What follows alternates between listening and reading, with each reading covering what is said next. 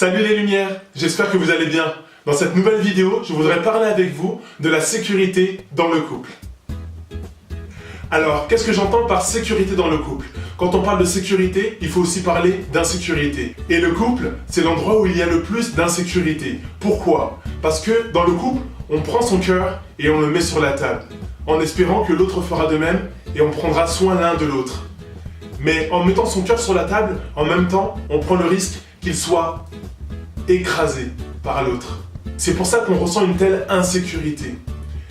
Et voilà pourquoi j'ai dit qu'il faut apporter de la sécurité. Alors qu'est-ce qui fait que je suis en sécurité dans mon couple? Qu'est-ce qui fait qu'un homme est en sécurité dans son couple? Qu'est-ce qui fait qu'une femme est en sécurité dans son couple?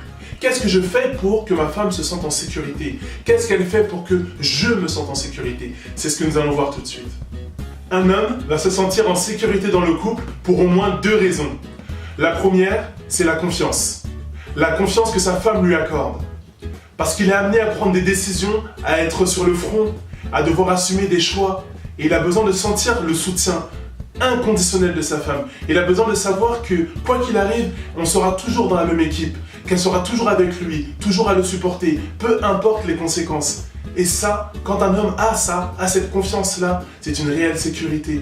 Il se sent encouragé à prendre de nouvelles initiatives. Il se sent encouragé à aller plus loin. Il se sent encouragé à faire toujours plus pour le couple et pour sa femme.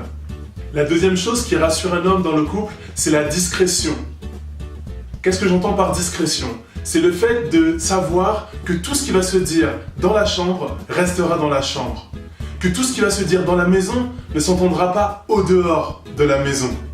Parce que ce qui se passe malheureusement souvent, c'est que la femme, quand elle est incomprise, elle est sans solution et elle finit par aller chercher à l'extérieur des solutions pour essayer de les importer dans son couple.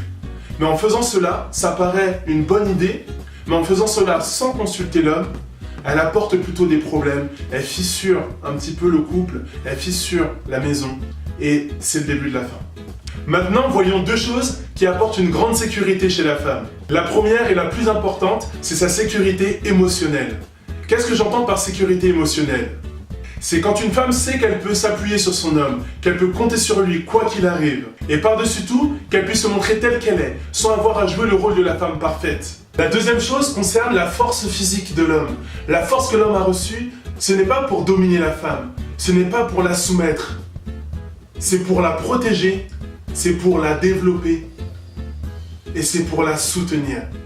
Malheureusement, ce qui est le plus fréquent, c'est qu'il oublie pourquoi il a reçu cette force. Ce n'est pas pour détruire, ce n'est pas pour abîmer, c'est pour protéger.